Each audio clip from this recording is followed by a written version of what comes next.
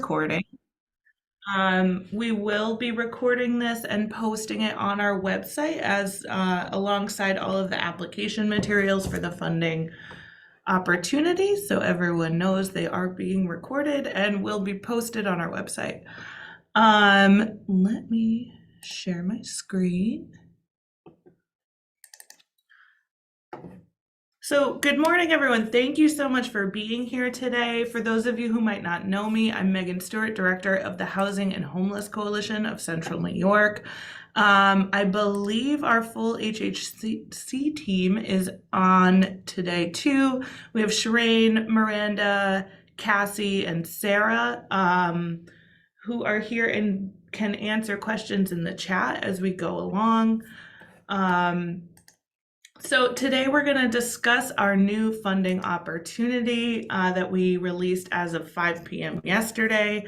I'm going to go through a PowerPoint presentations, the local applications, and the NOFO schedule.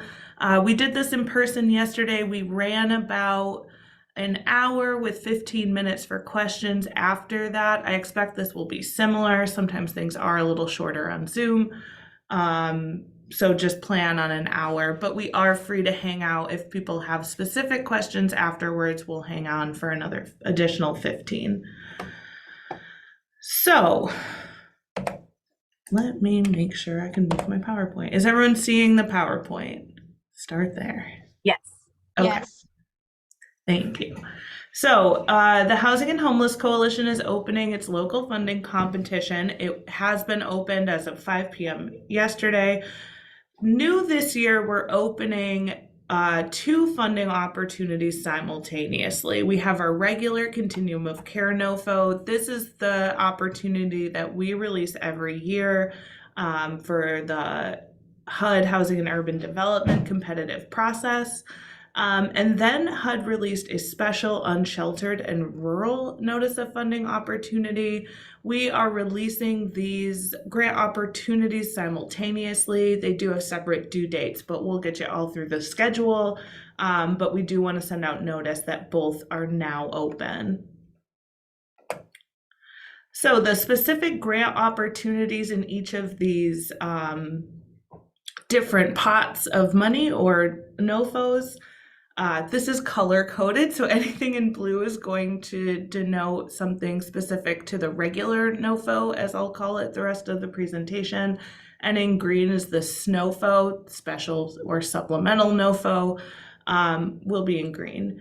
So for the regular NOFO, we have Continuum of Care renewal grants. These are projects that are already funded that we that we're renewing through this process. We have Continuum of Care new or bonus grants, and then Continuum of Care domestic violence bonus grants. So those grants are specifically serving survivors of domestic violence, and that is its own pot of money within the regular NOFO process. And then in the SNOFO process, there are 2 separate funding opportunities. There is one rural opportunity for projects that serve only Cayuga County, and then opportunities for grants that are in the unsheltered pot, but I do think that name's a little misleading. Folks don't have to be literally sleeping outside to qualify for the unsheltered opportunity, but it is an opportunity that provides prioritization for people who have slept outside or have histories of sleeping outside.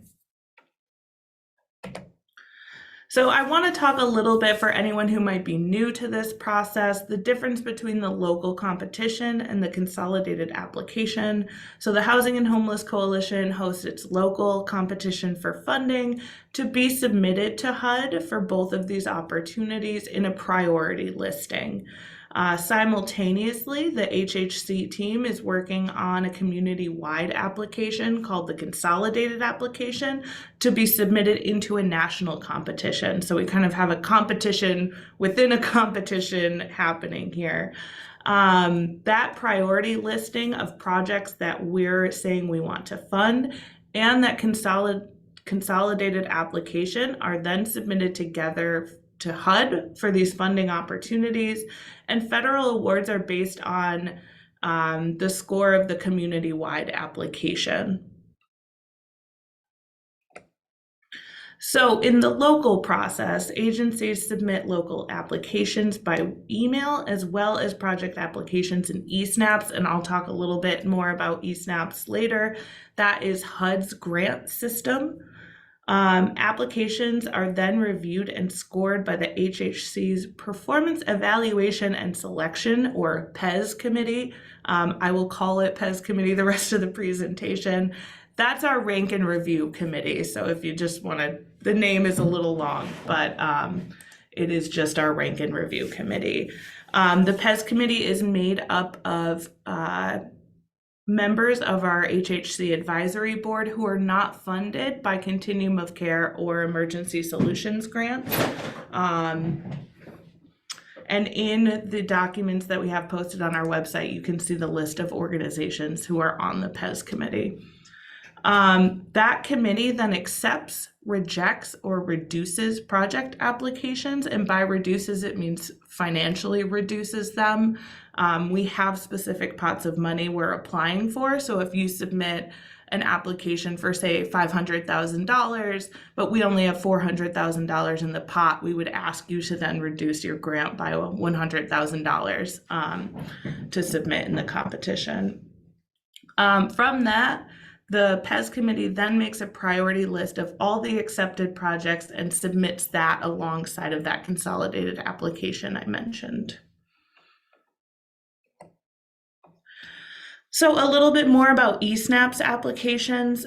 Typically, we wait until projects have been through that accepted, rejected, or reduced process before submission into HUD's grant website. It is an additional burden to have to submit a paper application as well as the electronic submission through the eSnap system. It's also kind of a clunky grant system, as most grant systems are from the state and the feds, but we have a month less time than is typical to complete our regular NOFO process. So we're asking agencies to simultaneously submit the local application and that application in the eSnaps website. And we will be releasing all the instructions for that on how to register your agency, how to set up your project, and all of that. In eSnaps, there is a different place to submit for each grant opportunity. So we just wanted to note to folks to be very careful that if you're applying for the regular NOFO, that you're submitting that application in there. And if you are applying for the SNOFO, there is a separate place to submit in eSnaps. As of right now, HUD has not released the regular NOFO process in eSnaps, so you can't start working on that yet, but we will let everyone know as soon as they do. So I want to show our schedule for how this whole funding competition is going to go. So let me stop sharing this PowerPoint and pull up my schedule. It is a lot to review. Everything I'm showing you today will be posted or already is posted on our website. So please don't try and scribble everything down. This recording will be available. This PowerPoint will be available. The schedule is already up there. So we just want to make sure everyone knows what they're looking at when they're looking at the materials on the website. So on Monday, August 1st, the regular Continuum of Care NOFO was made available. On Monday, August 8th, we pulled all of our renewal projects together. I know we have some of you folks in the room. We reviewed that renewal process and the ranking protocol. On Tuesday, August 9th was the first committee meeting for the Performance Evaluation and Selection Committee. They reviewed local applications and had reallocation and transfer discussions. Yesterday and today we're having informational sessions. You're in one of them about our funding process. With yesterday at 5 p.m., like I said, we opened the competition.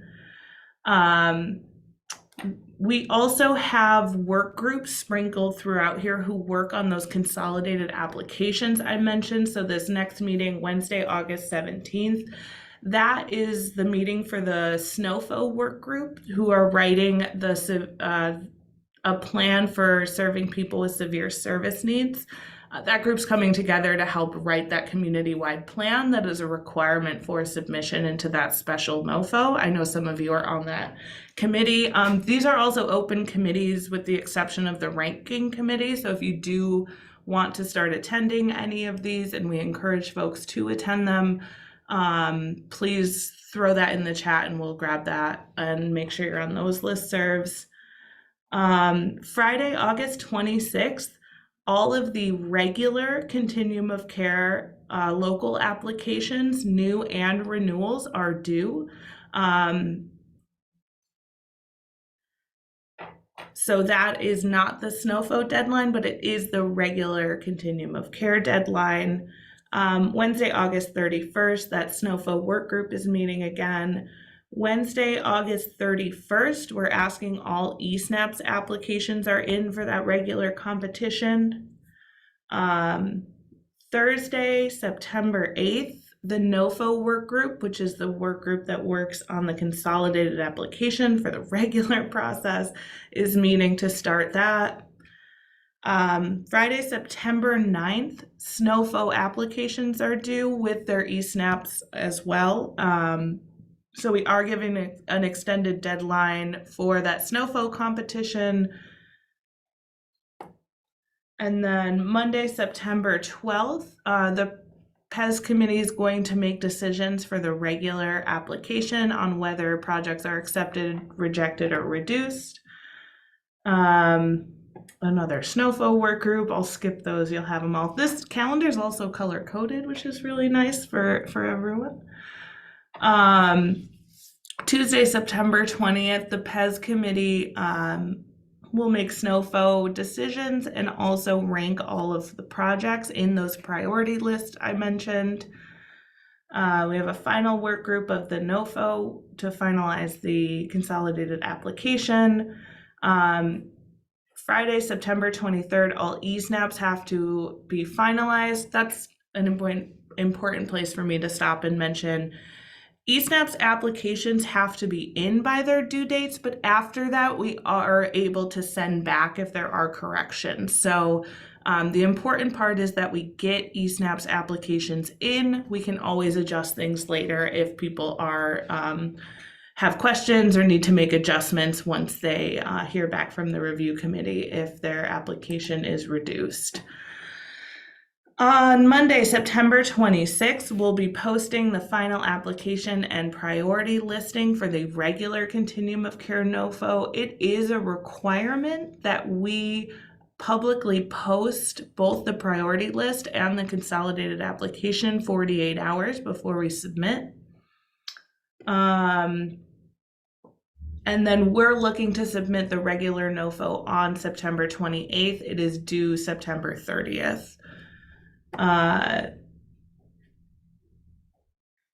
Let's see, where are we at? I'm skipping all the SNOFO work groups. There's one every other Wednesday if you want to attend. And then Friday, October 14th, we'll post the final SNOFO application on our website to try and submit it on Tuesday, October 18th. It is due October 20th. So that is the schedule. Like I said, it is on our website. It is quite the schedule to try and move through in this process, but we know we can do it. So let me go back to my PowerPoint. A lot of switching screens. Thank you for bearing with me. Okay, is that back up? It is. Okay. So now I'm going to dig into that regular NOFO competition a little bit further. So we currently receive approximately $11.38 million to fund permanent supportive housing, rapid rehousing, transitional to rapid rehousing, and homeless management information systems, or HMIS funding. Projects currently funded are put through the competition as renewal funding unless they're subjected to reallocation or transfer. Those decisions are being made tomorrow. So if you are a renewal project and you were up for reallocation discussion, you will hear by the end of the day tomorrow whether your project has been reduced or reallocated. New applications are being accepted for that bonus funding in single year grants. And like I mentioned, those are due August 26th at 5 p.m. This is normally when I would tell you how much we have in bonus funding to apply for. But with this shortened timeline, HUD has not released that yet. We will put out an all points bulletin email blast to everyone as soon as we have that information. What we do know is in HUD's tiered system, which in that priority list I mentioned, HUD asks us to put things into tier 1, which is basically saying these are our most important projects. If HUD is to cut any funding from our community, these are the projects we want to protect. That is 95% of our annual renewal demand, which is that 11 million I mentioned previously. And then tier 2 is any of our bonus amounts and 5%, that remaining 5% of our renewal demand. We put in tier 2 saying, HUD, if you draw this line, these are the projects we can lose.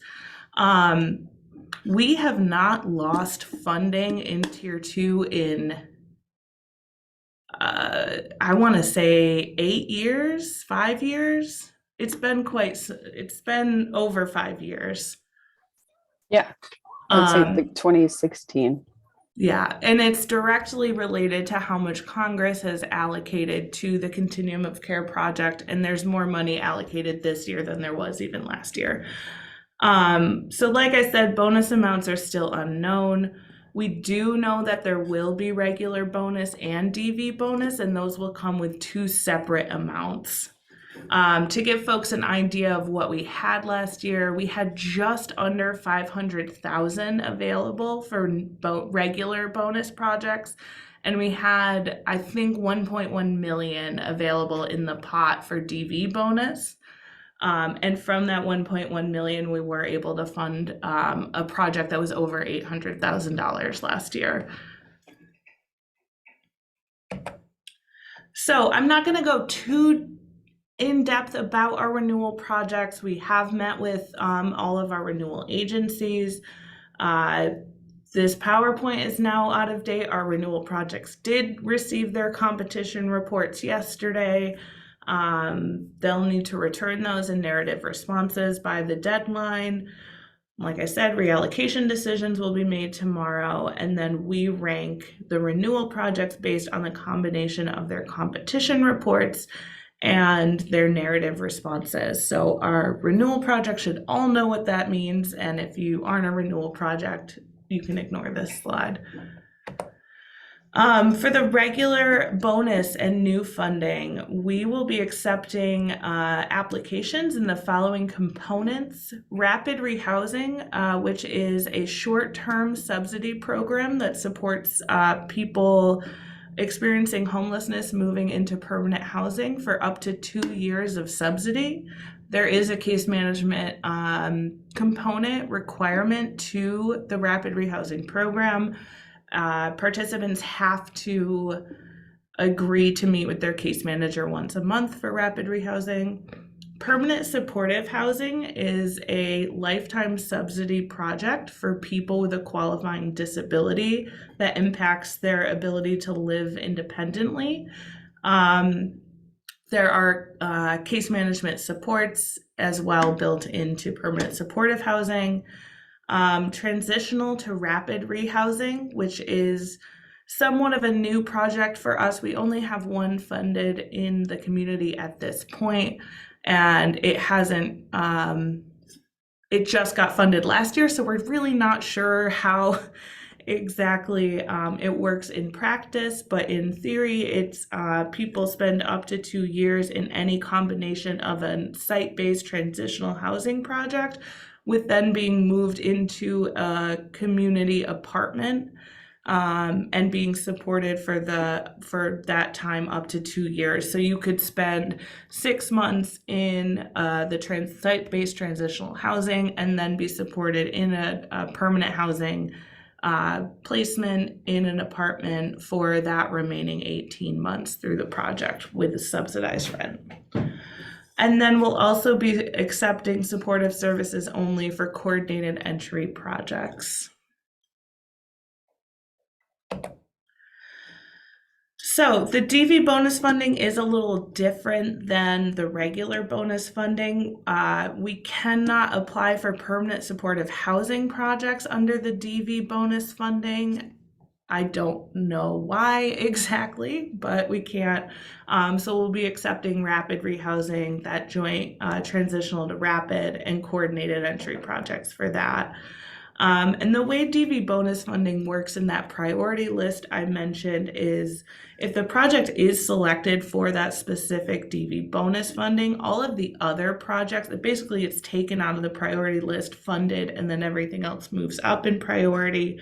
And then if the project is not selected, projects will be funded as listed in the ranking. So this is really something that's important for the review committee, but we do want to be transparent about how that works. There are also, and you'll see in the application, bonus project types where the new application is scored on a 100-point scale. The only way to get 100 points is if you apply for one of these bonus projects. DV counts as one of those. And then there are healthcare projects. So we're giving bonus points for projects who apply for agencies that apply for projects that partner with healthcare institutions.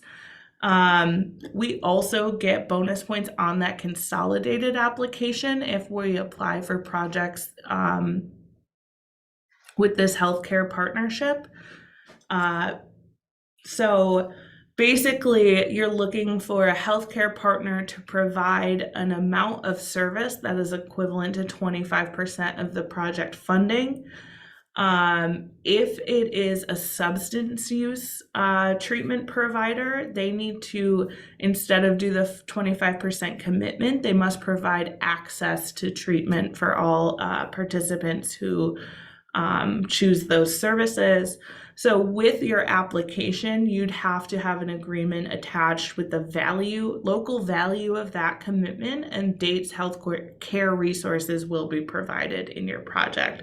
So if you're partnering with a mental health provider who's saying on every Monday that they're gonna provide open services to 25% of the people in your project, they'd wanna know that frequency and then the value of that cost. And that all has to total to at least 25% of the project total. So it's essentially your match. The next is a somewhat similar type of bonus project, but rather than a healthcare partner, you're looking for an affordable housing partner that is funded through anything other than Continuum of Care or Emergency Solutions Grant. That can be state, local, home, faith-based, or public housing authority funding.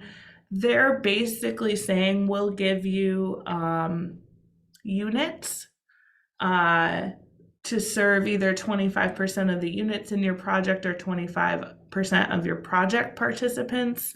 They're giving you units to house your folks in.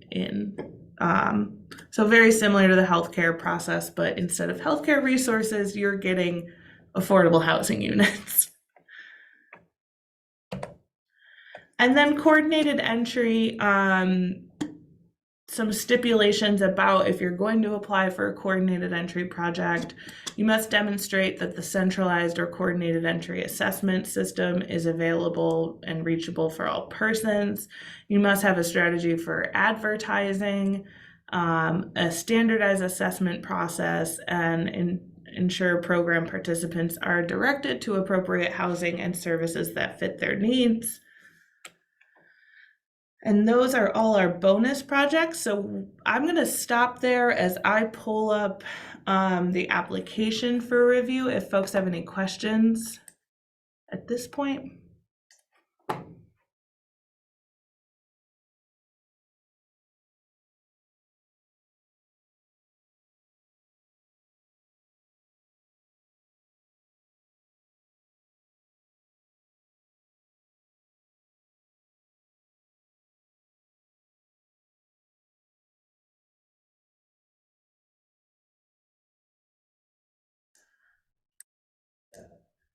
So can everyone see the application? I see the new application, yes. Yep, okay. So here it's pretty standard agency contact name, person, the amount of funding you're requesting, the projected number of people served. Here we're asking you to identify your component type, the county you're serving, the continuum covers Cayuga, Onondaga, Oswego, and or any combination of those counties. Then simple questions: are you partnering with a healthcare service? Is the project a subsidy partnership? Are you applying for DV bonus funding? And is this project an expansion of an existing COC project? So our existing renewals can expand their project with newer bonus funding. Next are our threshold requirements. If you're not meeting those threshold requirements, we will not fund you. You will be immediately taken out of the application funding. The first is that you have to be a nonprofit with active 501c3 status, a public housing authority, or a local government organization. You have to agree to use HMIS or a comparable database if you're choosing to serve domestic violence survivors. You have to agree to enter into an MOU with the HHC to become a voting member of the HHC. You have to agree to use coordinated entry to fill 100% of your beds. We will not fund you if you don't agree to adopt a housing first model, meaning you're putting up as few barriers as possible for entry into your housing program. And then we need a letter, the management letter from your agency's most recent fiscal audit to make sure you're in good standing, and we need that attached. The next are narrative questions. All of these questions are worth 5 points.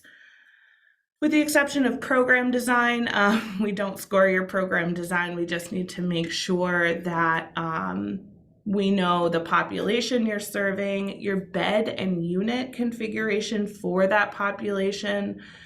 This will also go in eSNAPs and be really important. So we need to make sure that the number of people you're serving makes sense with the number of beds and the number of units.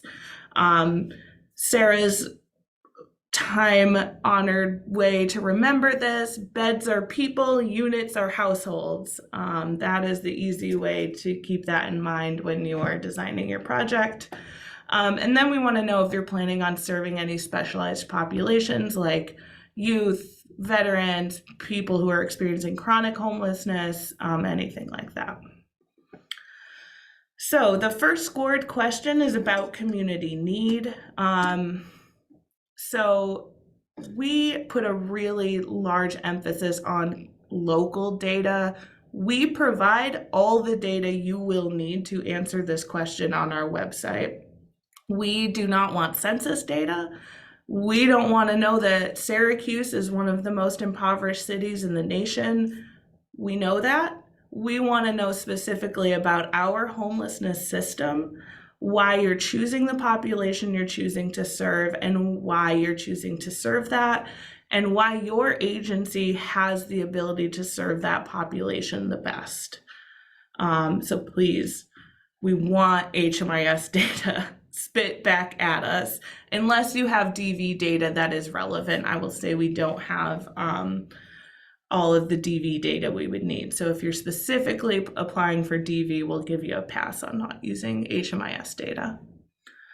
The next is your agency's capacity to administer successful housing programs.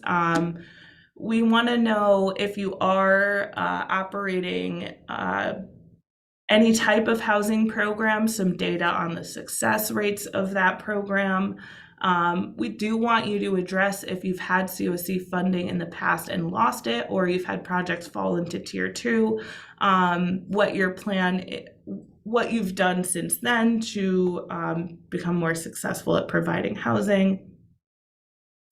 The next question, project implementation.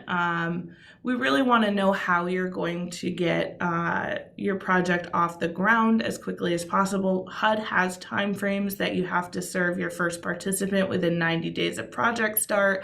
So we want to know your staffing plan, how well you're going to be able to get that project off the ground. The next set of questions are written by our lived experience boards of the Housing and Homeless Coalition. So we have 2 boards, one of youth and one of adults, of people who have lived experience of homelessness, who wrote these questions. And these are the things they find really important about your projects and want to know about. So the first is person-centered planning and how your program supports and engages the individuals served throughout their participation in the project. So for permanent supportive housing, I think especially, but rapid rehousing as well, you're serving participants for a long time, and they want to know how you'll continuously engage them and provide services. The next is racial equity. So we're looking at how does your project work to eliminate racial disparities in housing outcomes specifically? The next, elevating people with lived experience, how you're going to elevate and employ people with lived experience to create better support for your clients.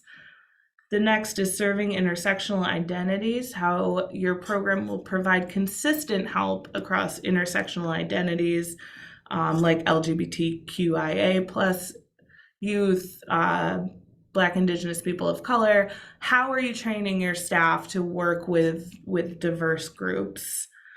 And then connection to healthcare was important to them. So how do you ensure clients are connected with and have ongoing access to appropriate healthcare services? Not just, oh, we refer them over to the health center, but really how are you ensuring that clients have access to that healthcare, and how are you reducing any barriers for them receiving that health care? So that is the narrative section.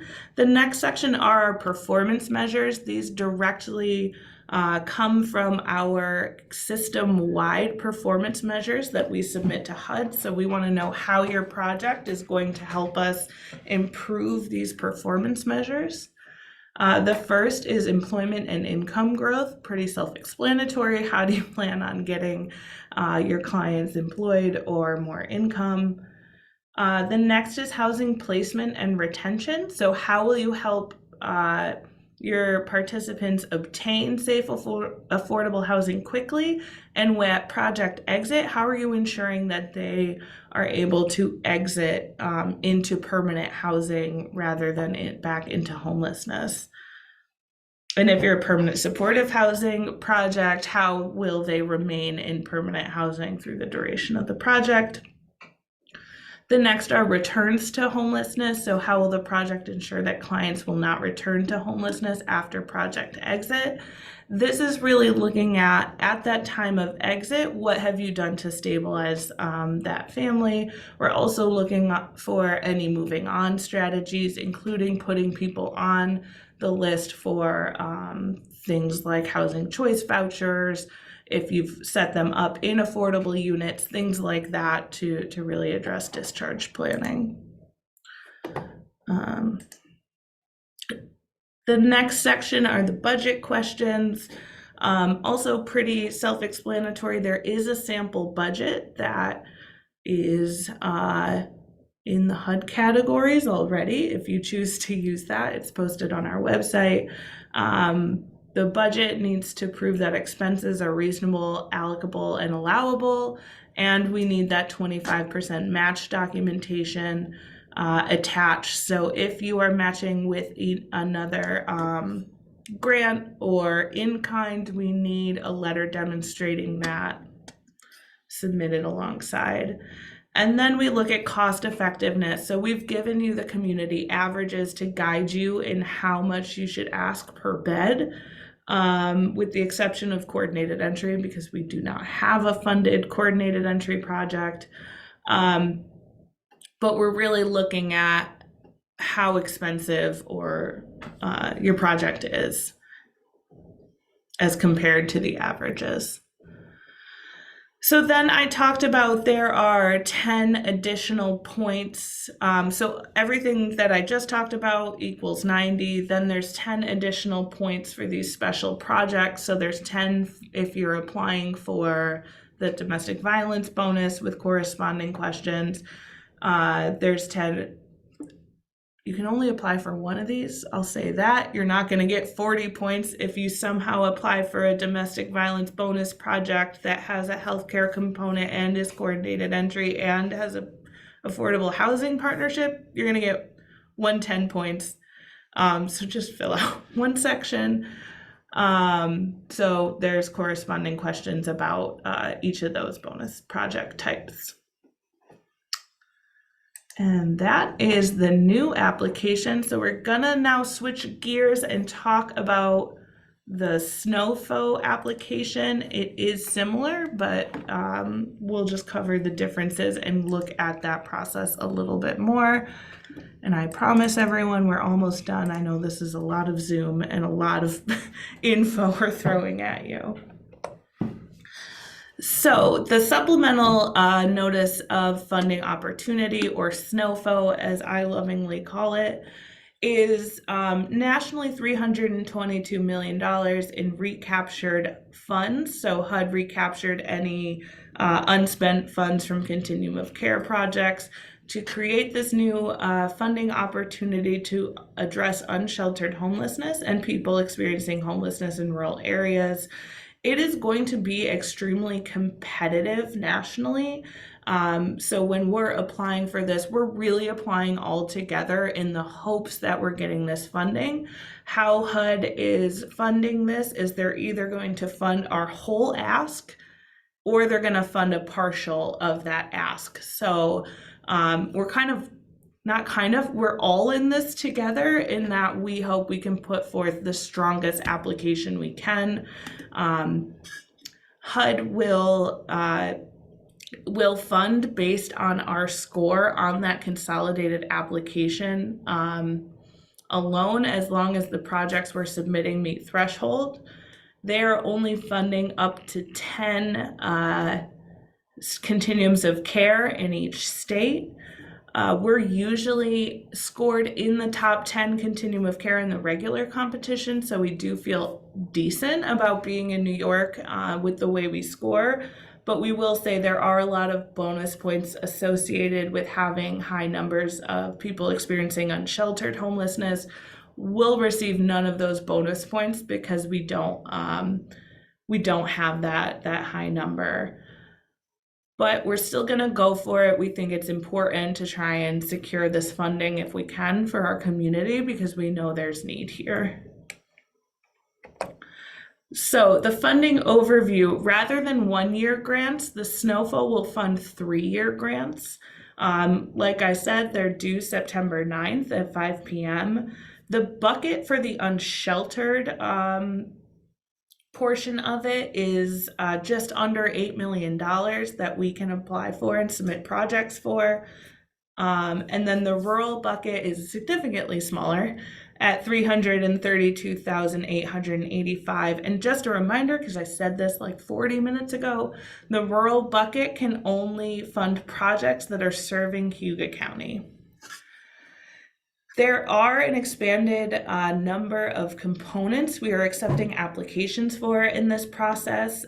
So we're accepting rapid rehousing applications, permanent supportive housing, transitional to rapid rehousing, homeless management information systems, supportive services only for coordinated entry, and supportive services only for street outreach, which is not something Continuum of Care dollars have funded in over 10 years. So we're really excited to try and get some Continuum of Care dollars to help expand street outreach.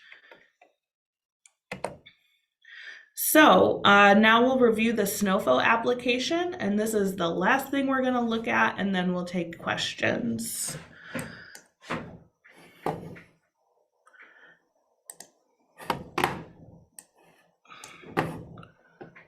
Okay.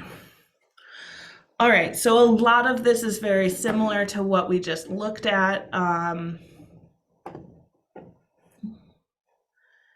The component type, what I failed to mention in the last one too, we are giving 2 bonus points to projects serving Cayuga County specifically.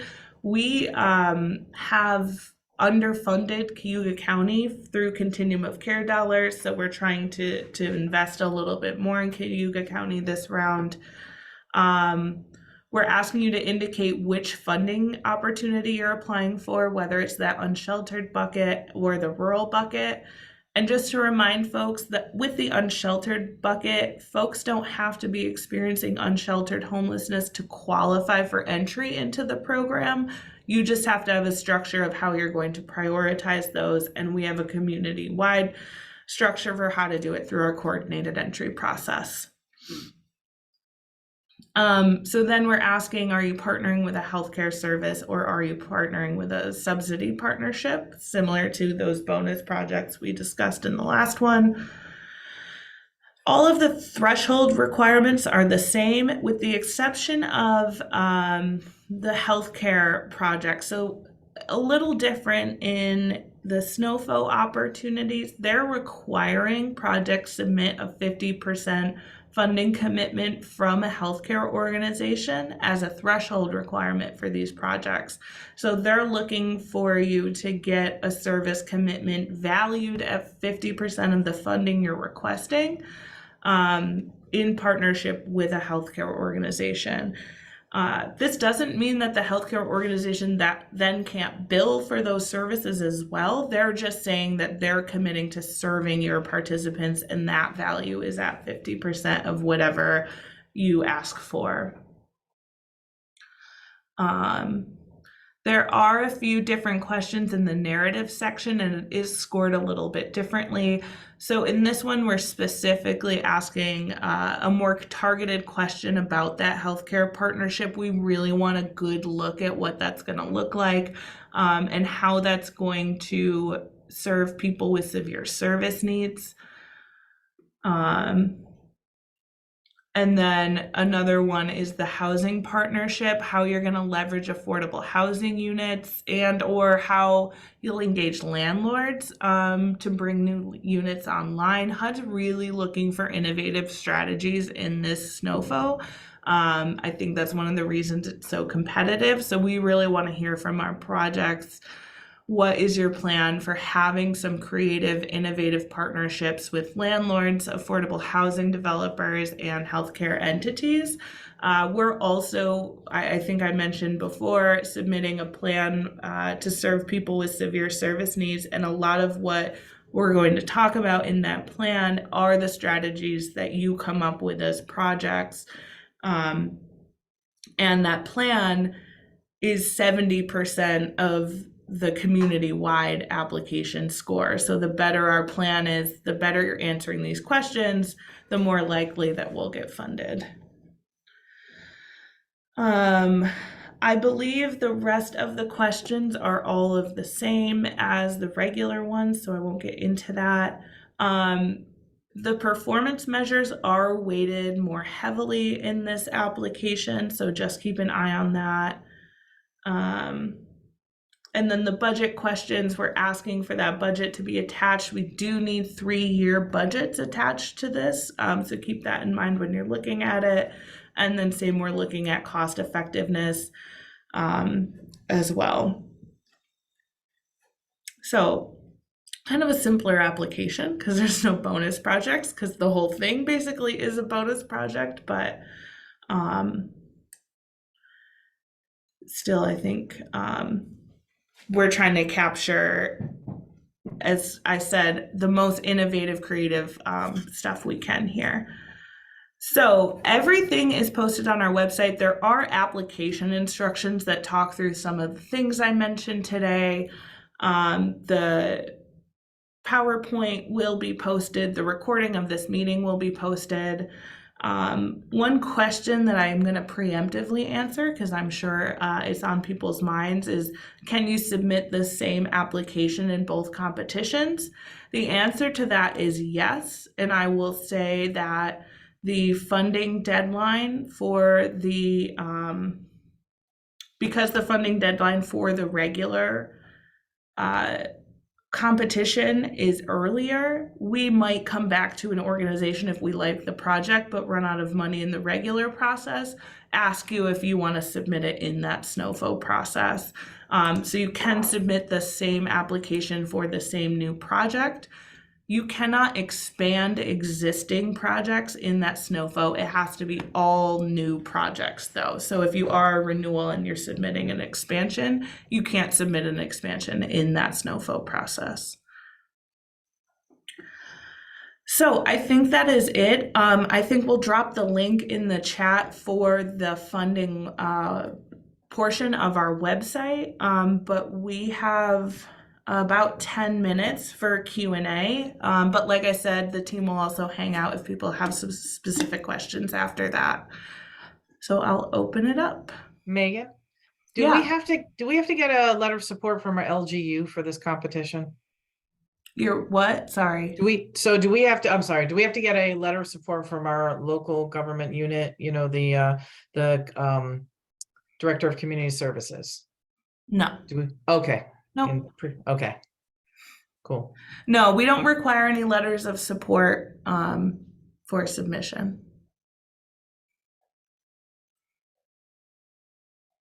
I will say that we have representatives from every DSS on the review committee, and reps from City of Auburn and City of Syracuse on the review committee. So we kind of just let them decide if they're going to support the project. Any other questions? I know we threw a ton out at you, so if you have to like marinate and come back, that's fine too.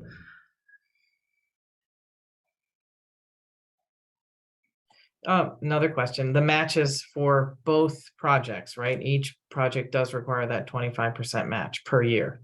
Yeah.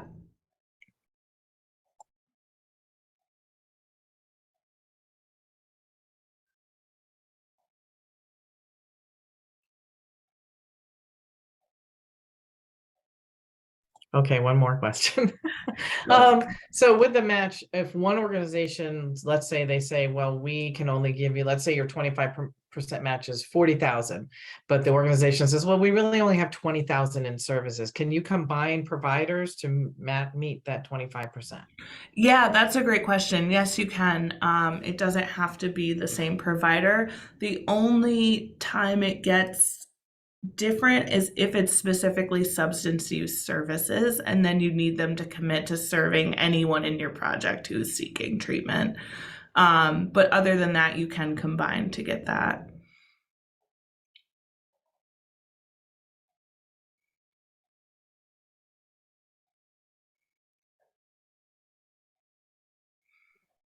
When is the last day to ask questions? The due date. I meant to actually mention this. So anyone on the HHC team, we are not reviewers in this process, so we are able to answer questions. We can help with project design. We can't tell you specifically how to answer your narrative questions. We're not going to read your narrative questions and give you advice, but we do, if you're not sure if you want to be a rapid rehousing project or a transitional to rapid rehousing project, or you're not sure how many people to serve, we're more than happy to help with that process to make sure we're putting in applications to make sense. So we can do that up till the due date, and we'll just, you know, if there's something you ask us we can't answer, we'll just be very upfront about that and say, hey, that's something I can't tell you. So we can ask anybody to work with us, or there's a specific person? I would say reach out to me or Shireen for project design stuff. We'll probably, depending on how many questions we're getting, kind of split up the work between the two of us. If you have data questions or want to know more about coordinated entry, ask Sarah about data, Cassie for coordinated entry if you're unsure about any of that. And then if you don't know who to ask, we have our HHC email, or Miranda would be more than willing to direct anything that you need. But I would say start with me and Shireen for project level questions. I'm going to chime in really quick here about the data piece. I don't want to get flooded with like 30 data requests. So please use the data that's accessible on our website and on our dashboards. So we do have interactive dashboards that are located on our website, and you can change the data to county specific data or like this population type specific data. So please access those first, because that's where I will direct you to go to.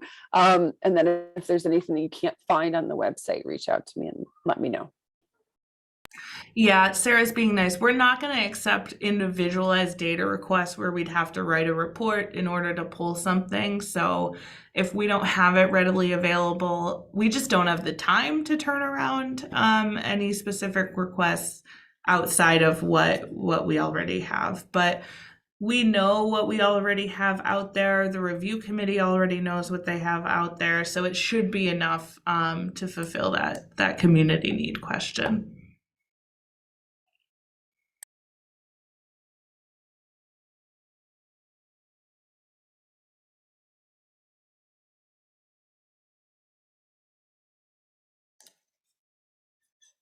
Anyone else?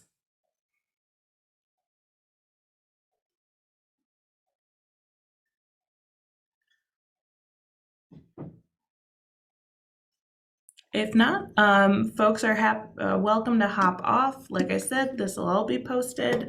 Make sure your email's on our listserv. If you haven't, I think we got everyone's email. But if not, make sure you drop it in the chat. And we appreciate you all coming today. And please reach out with any questions. Have a lovely Thursday.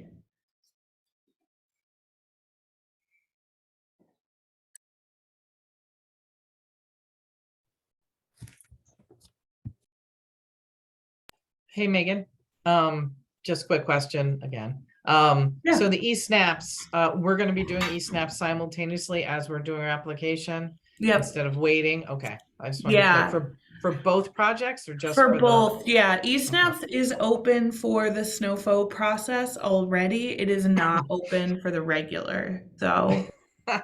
Okay. And with the regular, so we're basically like doing a Word document and a budget template for you, and then just cutting and pasting all that in. I remember eSnaps, but it's been a minute, right? Yeah. Yeah. So our application is Word, budget, everything goes into a So PDF. just use your application and then we'll just copy and paste into eSnaps when that opens up. There's some different stuff in eSnaps with how stuff is set up, but we're happy to help folks navigate that if they need it. Okay, awesome. It's hard to make a scoreable comparable eSnaps to local competition thing. I know, it's tough. Yeah. That's why we are trying to get it in so we have enough time to edit them afterwards. Yeah. Especially this is a tight timeline. That's very tight. All right. Well, we'll do our best. We're definitely in. So thank you so much for all your help. Thanks, everybody. Yeah. Thanks, Sherry. Bye. Hi, this is Sarah Carmichael. Hopefully you all can hear me okay. Yeah, we can hear Okay, you. perfect. I apologize, I don't have my video able to go up. I was wondering if you could just, I'm trying to wrap my head around what you had mentioned with the SNOFO regarding healthcare and the 50% kind of funding that a healthcare provider would have to commit to the proposal. I'm just wondering if you can explain that one more time. Sure. Yeah. So you're not looking to get a commitment of 50%, like they're going to give you dollars. You're basically, what you need to do is get a commitment that's valued at 50% of your funding request in services from the healthcare provider. So if they're saying they're going to provide treatment services, there's a local valuation that we'll dig up and send to people. You'd value that out and just make sure it's meeting that 50% of your project. Okay. Okay. That makes sense. Thank you. Yep, I know it's a little confusing and it's new for us, so we're trying to make sure we're not like saying anything incorrect, but it is just a valuation of services that they're agreeing to provide. Okay. And the other thing, just I was just thinking again while I've got you on the line, you mentioned as well for the non-SNOFO projects that you can only apply for one of the bonuses. So if we are if our domestic violence program is applying, then they're going to check off they're going to answer the DV questions, but they cannot also apply for the bonus that was in there regarding healthcare, for instance. Right, you could get the commitment as your match to satisfy your match requirement, but you wouldn't get 20 points in the competition. Okay. If that makes sense. Yes. But it is a good way to get your match taken care of. Mm-hmm. Okay, perfect. Thank you so much. Yep, no problem.